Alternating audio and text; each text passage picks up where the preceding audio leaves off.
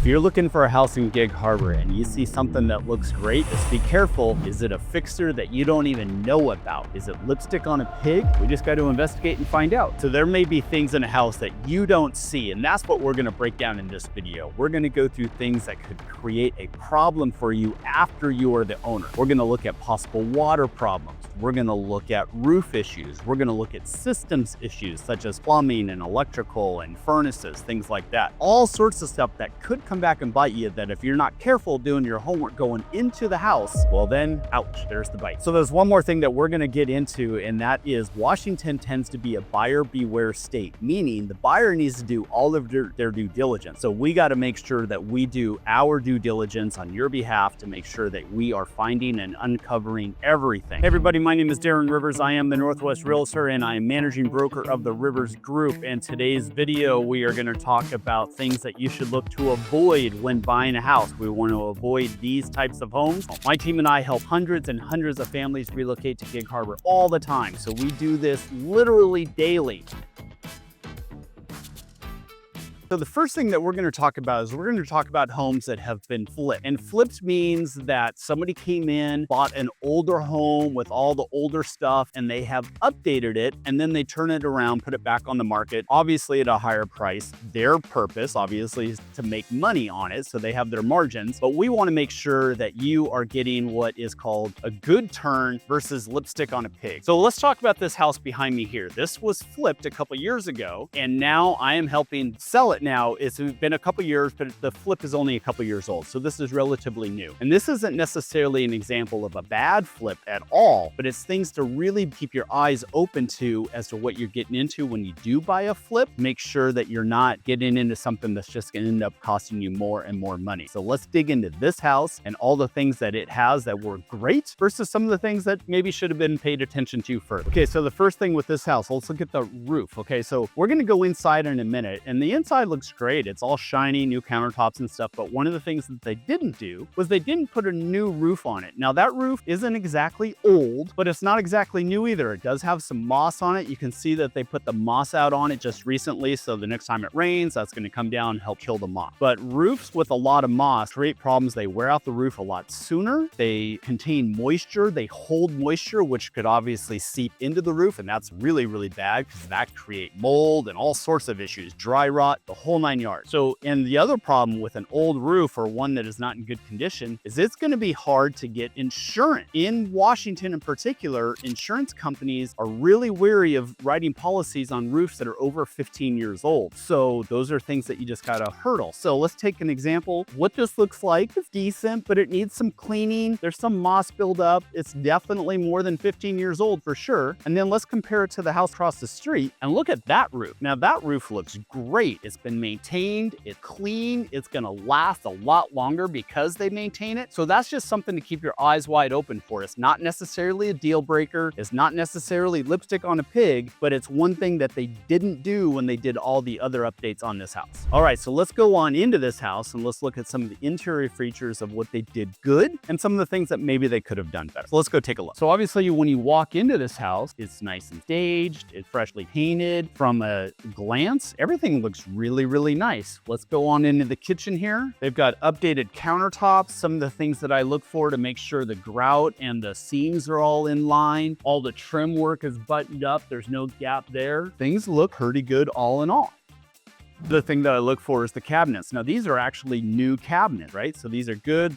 See, no soft close. So that was a corner that they cut. They didn't take the expense for the soft close drawers or cabinet, but they are new cabinets. Sometimes these flips, they'll take the old cabinets and they'll just paint them and they're really not in that good a condition. But some of the old cabinets, they're made to last a long time. So that's not necessarily bad. It's just something to keep your eyes open for. So another thing to look for in flips like this is they oftentimes put flooring. This is luxury vinyl plank flooring. Looks really good. They did a pretty good job, but some of the things that they missed, to see this, there's this little gap. They just didn't quite do it all the way. And you just want to make sure it's installed all over the place. There's 20 of those throughout the same room, then whoever did it floppy and in a hurry and maybe not professionally done. So just an example of something that wasn't done just right. So here's another spot. So this was, they painted the house. Paint looks pretty good, but see this spot? Something happened here, and this happened well before my clients owned it. This is from the previous flip when they bought it. Lord knows what happened here. Obviously, the patch job that they did was not professionally done, or it wasn't done by a very good professional. It was probably just an amateur that tried to do it the best they could. And it is something that you can see. And a lot of buyers come in and like, what happened here? And there's no answer for it. We don't know, but obviously something occurred here. We don't know what that was. And it was years ago now. And it's just one of those things that if not done right, not finished right, it raises little red flags for buyers to think, well, if that was done that way, what else was not done just right? Another thing in homes like this that have been flipped is you want to really pay attention to the systems. So this house was originally built in 1953. Obviously, a lot of the systems have been updated since then. One of those things right here is a water heater. So this is a relatively new water heater. So that's good. You don't have to worry about that as a cost center down the road for you. Whereas if you were to buy this house and it had a 20-year-old water heater that's on the last legs, you're looking at that expense coming up. Another big one is right over here, the electrical panel. Realize a lot of homes built back in the 50s had knob and tube wiring. They had just all this antiquated stuff, aluminum wiring. That was really, really bad. Well, as you can see, this panel is completely updated. They totally redid the electrical system in this house. That is a huge plus. For insurance purposes, you'll actually be able to get insurance. A lot of insurance companies don't like to write policies with the old knob and tube wiring, or especially aluminum wiring. That stuff tends to be pretty dangerous, fire hazard kind of stuff. So insurance companies steer away from that. This is really, really big, and it's a big expense. To rewire a whole house is a lot of money, and a new panel itself, I mean, that could be $3,000 just for the panel itself. So the fact that this place has updated wiring throughout is a big deal. Another thing with systems in houses of this age that have been flipped is what kind of plumbing does it have? And you got to really dig into this, because sometimes you find a mix of stuff. So right here, the exposed plumbing that we can see at least going to the water heater is copper plumbing. Copper plumbing is great. It probably replaced what they had in here originally, which was galvanized plumbing. Galvanized plumbing, they call it the 100-year pipe. It starts corrode from the inside. It's like an old person's arteries. It gets smaller and smaller and smaller, so it restricts your flow of your water, and you can kind of get rusty water in there eventually. It takes a while for it to get there, but galvanized plumbing has been out of many,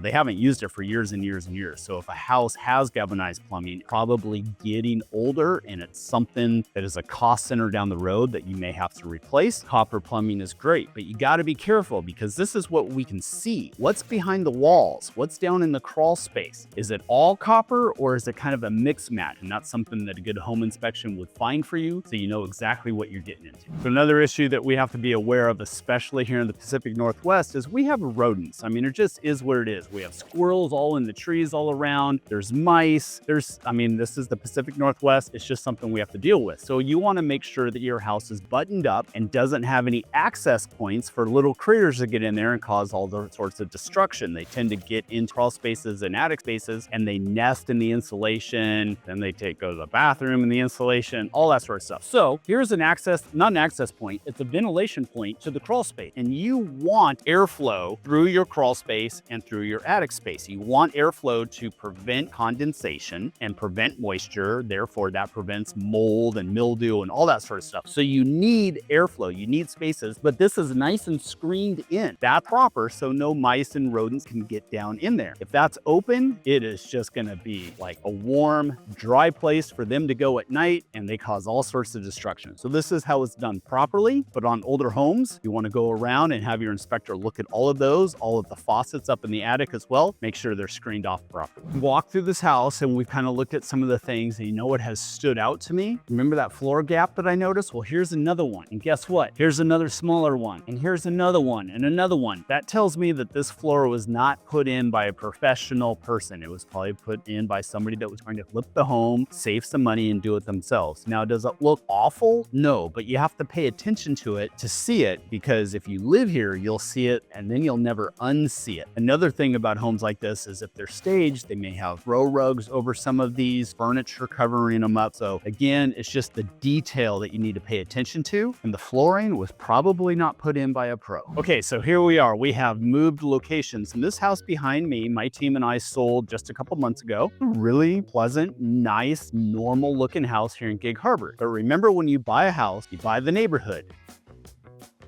And look at that. Okay, so obviously this house behind me is the eyesore of the neighborhood. It's vacant. It's obviously it's deteriorating. Gosh, I can't even really say that word very well, but it is not lasting very well. Empty houses that are neglected tend to go down the toilet really quick, and this is one of them. So there's things that you should be very mindful of if a house like this goes on the market and you're looking for a deal that maybe you could come in and fix it up and make it your own and make it all cost effective and everything like that. But it might have a lot of hidden issues that you're unaware of. So let's kind of talk about some of these things, what we can see that's obvious, and then what things that may be also involved that are not so obvious, but because of the condition it's in. Okay, so the first thing that I see when I walk up to this house is obviously the roof. The roof has not been maintained in a long time, has a ton of moss buildup. That also tells me that the gutters are probably all full of debris as well. Well, what's that cause? It traps water. Water is the worst thing in the world when it comes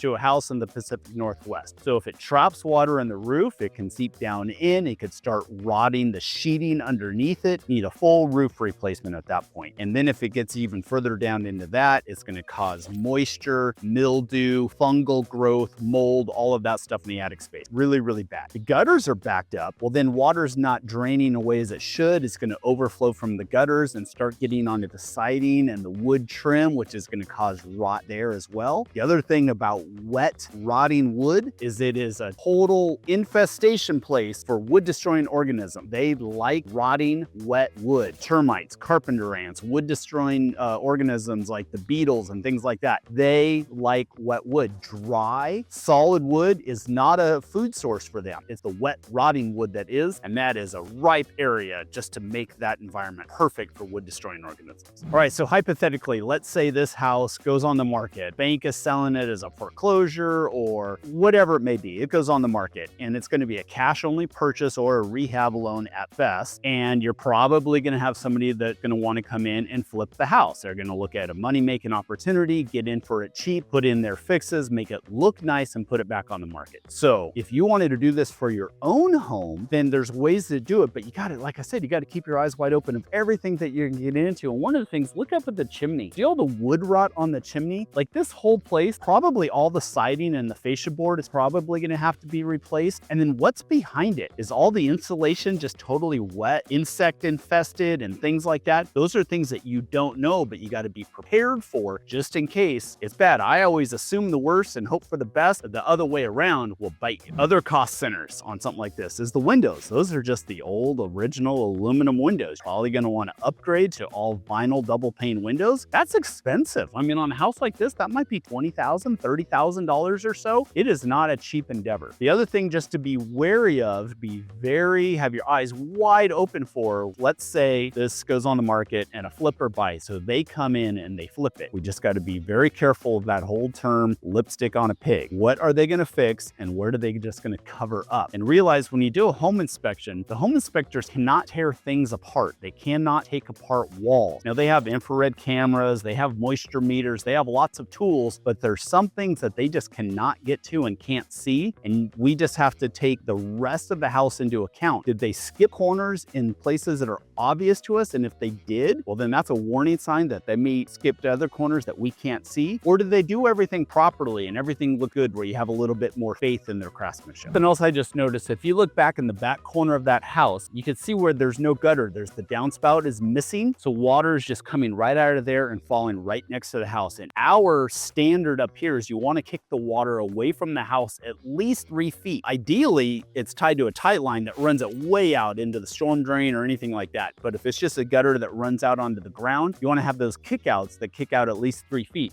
All that water is coming right there down into the corner of the house. And that's how you can cause settling in the foundation, because the ground actually gets wet and soft and the house will start to settle and become unlevel. That's a big warning sign. Like I said, here in the Pacific Northwest, water is our enemy when it comes to a house, and it's something that we have to really be cognizant of. The other thing with a house like this is if you're getting into, it's all those cost centers down the road. Furnace, water heater, plumbing, electrical. How updated is it, or is it as old and as bad looking as everything else on this house? Okay, we're diving into house number 3 that we're looking at today. And this one is a whole ball of wax. And so we're gonna spend some time here on things that you gotta keep your eyes wide open for, and why a house like this might be something you want to avoid, or maybe not, as long as your eyes are wide open as to what you're getting into. So this house, I'm actually helping somebody buy it. So we started digging into all the things with it, and the sellers provided pre-listing inspection. We went through the inspection report, and it just seemed to be a little bit incomplete. So if there's things that you're looking in a report that just aren't answering some of your questions, you should absolutely get your own home inspection done. So we actually did that, and we uncovered all sorts of stuff that was not revealed in the inspection report that was provided to us by the seller and the listing agent. And we were able to use that to gain information to make sure that my client was not getting into something that she was unaware of, and she had her eyes wide open. Okay, so one of the things that we discovered was the plumbing in this house. Now, this house was built back in the 50s, and guess what? It's got half and half. It's got copper plumbing in half the house, but half the house is galvanized plumbing. And in those areas of the house, the water flow was not very good. It's just the pipes starting to constrict, like I explained earlier, and the water flow is not going through. So it's a cost center that she has coming down the road that she's aware of now. So it's not going to come back and bite her, because we did all of our due diligence up front to make sure she knew what she was getting into. And she is budgeting to have the rest of the plumbing updated in this house. And that's just something that you got to really be cognizant of, is some of the old systems. And in this house, it's old plumbing. The electrical in this house has been all updated. So that's all good. We don't have to worry about any of that. So that's good. They did some of it, but they didn't do all the plumbing, and that's a cost center coming up. Whereas if you didn't really dig into it on your own, and that's a surprise for you later, well, that's a bite in the rear end that you may not like. Okay, so another thing we're going to look at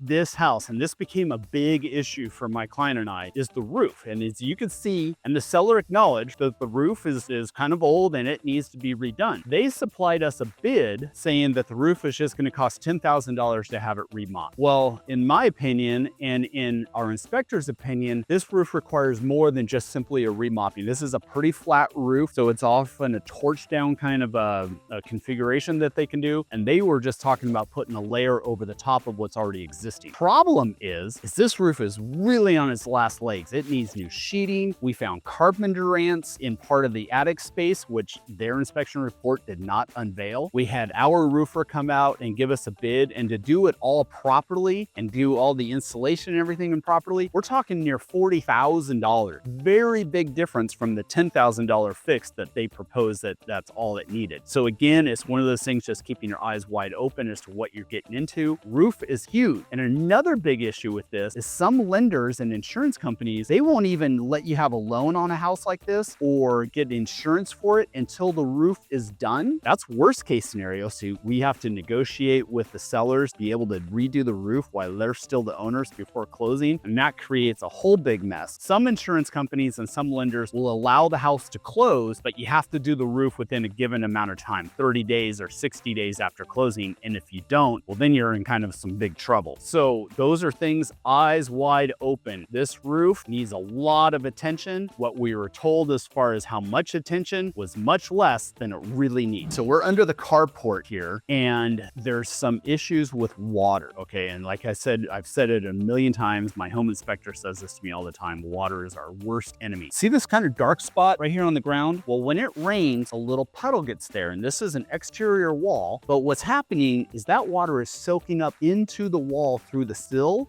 plate of the wall. And the inside of this wall, when we did our home inspection, has a lot of moisture in it, like 80% moisture. So what does that cause? Mold, mildew, rot in the wood, which brings in wood destroying organisms, all sorts of things that you can't see. We actually had to have a moisture meter and an infrared camera to look at this, because we're not allowed to tear this apart. Our warning sign was, what is that staining right there all about? So what's going to happen, and this is a can of worms that my client is willing to get into without fully knowing what she's getting into, but we're going to have to tear this all apart and rectify the water issue, find out what the source of it is, and then of course replace any of the wet insulation that might be in there, if the studs are getting rotted, anything like that. So it's kind of an unknown. We know it exists, but to the extent of it, we don't really know. It's something that she's willing to take on, but again, eyes wide open, because you would hate to be unaware unaware of something like this. And guess what? This was not revealed in their inspection report. It would be a really sad thing to find out later, just having no clue that it existed. Okay, so water, exterior water. We have the roof here, we have gutters coming down, and then they kick out. And in theory, this kicks out a couple feet from the foundation. It should kick out 3 feet per what the standards are. I would prefer that it actually runs into a pipe that goes all the way around the house and kicks it away from the house. That's probably something that my buyer is going to end up doing. The problem with this, and something to be cognizant of, is even though it's kicking away, guess where the low point is? The low point is next to the foundation. So if we get really, really big rain, this could be a pooling area of water, and water is awful for the foundation, and that's how houses start to sink. The other problem is, look up here behind us. We're on this hillside here, so all the water,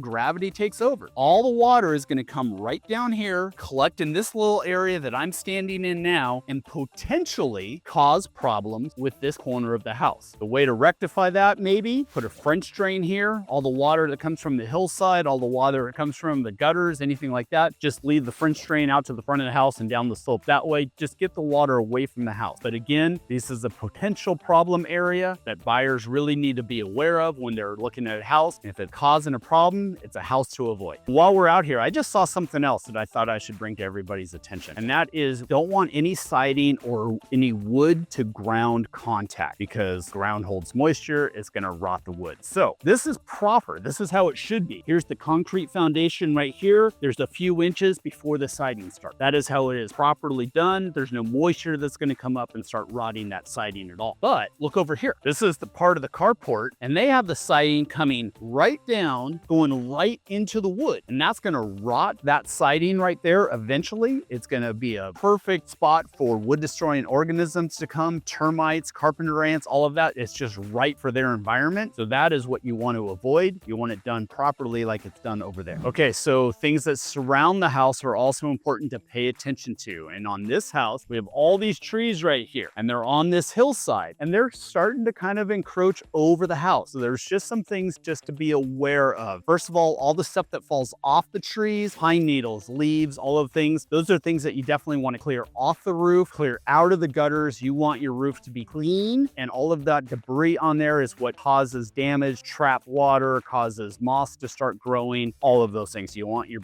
gutters getting backed up, anything like that. The other thing is just look to see if there's any dead trees up there, anything that might be dangerous, that might come down in a storm or anything like that. The last thing you want is a tree on your house. Now, we're in the Pacific Northwest, but I just make sure that the limbs are trimmed up away from the house and make sure I don't have any dangerous or dying trees that are decaying that could fall over easily. Sometimes an act of nature happens and it just is what it is, but it's something to keep in mind. Get rid of anything that might be a danger to your house. Just get rid of it. All right, let's transition to environmental issues such as shoreline management acts, wetlands, critical areas, things like that. And I want to talk about this house down below here. Now, this house is not on the market or anything like that, but let's use this as a hypothetical as to this homeowner wants to do things to their house, or they want to sell and a new buyer wants to come in and do things. You can see it sits really close to the Puget Sound. That would not be allowed anymore. It's too close. The Shoreline Management Act has to have at least 100-foot setback. So you couldn't build that. If that house was a vacant lot and you wanted to build a house on it, you couldn't put one there anymore. That bulkhead, good luck. The EPA probably would not allow you to do it. So let's say you buy an existing home that sits like that and you want to do things to it. You want to expand it. Here's probably your options. You could probably go up, expand it that way, or you could probably come away from the shoreline and expand it that way. But I could bet you a large sum of money that no way are you going to be able to push it closer to the water or expand it along the water. Shoreline Management Act just won't let you do it. Another thing that you got to just be cognizant of and make sure that you do your own due diligence on is what kind of insurance options do you have for a house like that? Is it in a flood zone? It's right on the Puget Sound. We get king tides, things like that. Are the insurance companies going to be concerned with if it's in a flood zone? There's all sorts of FEMA flood zone maps available all over the internet. You can just Google FEMA flood zone map. We have them available in our MLS system as well. See if that house sits in a flood zone. See if you can get an exemption from your insurance company in case it does. All sorts of things, but it's just something to be aware of because you don't want to get into a house, get homeowners insurance for it, and find out it's cost prohibitive because they think you're in a flood zone. Okay, wetlands, that's another issue. So right here is a vacant lot that my client is buying along with the house that we just showed you you a few minutes ago, she's buying the house and she's buying the vacant land. And the thought is maybe she wants to build another structure on here, sell it, or use it as a rental or whatever it may be. Well, this lot is encumbered by wetlands, and there's certain restrictions with wetlands. You have to have certain setback from where the designated wetland is to where you can build your home. And that's going to affect how you build your home. That's going to affect the location it sits, the size that it's going to be. It's going to affect where your septic systems could be. If you're on a well, it's going to dictate where your well can be dug. There's lots of things that if your land has wetlands on it, that is going to restrict what you can do. You should absolutely do your due diligence through what we call a feasibility study, where you have a period of time to make sure that you can do everything that you want to with the land. And if it's too prohibitive, too restrictive, and you just can't do what you want to do, we can get you out of the deal saying it did not pass your feasibility study. All ways around certain restrictions. So for example, on this particular lot, the previous owners had a memorandum of understanding with the county where they could build a structure a little bit within the normal setbacks. It was an application. It's not a guarantee for sure that it'll be approved. In this case, it was. So that's another thing just to make sure to explore all your options. You don't want to get bit in the rear end and find out that you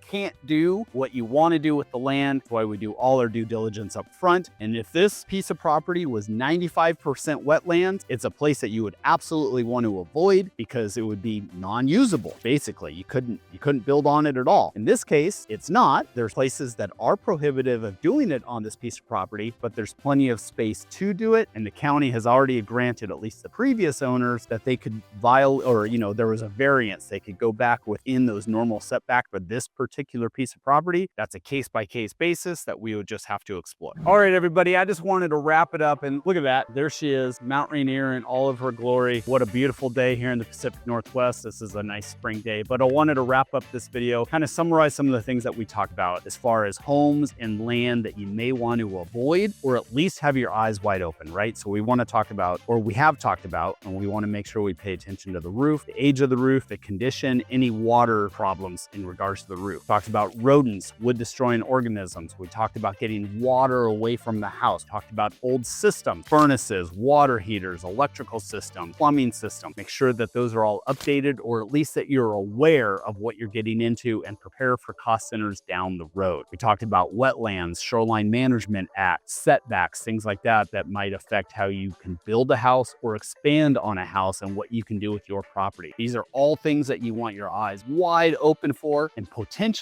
avoid homes with some of these issues. Anyway, my name is Darren Rivers. I am the Northwest Realtor. I am managing broker of the Rivers Group. We help hundreds and hundreds of people learn about property here in Gig Harbor, all over the area, help them buy here and sell here. My QR code is right here with my relocation guide. All of my information is right below me here. Please feel free to reach out, and we'll look forward to seeing you on the next video.